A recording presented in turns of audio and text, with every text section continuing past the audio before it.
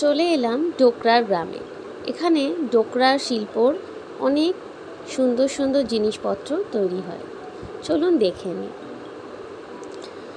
আর এটা হচ্ছে ঘুষকরা, মানে বর্ধমান, ইস্ট বর্ধমানে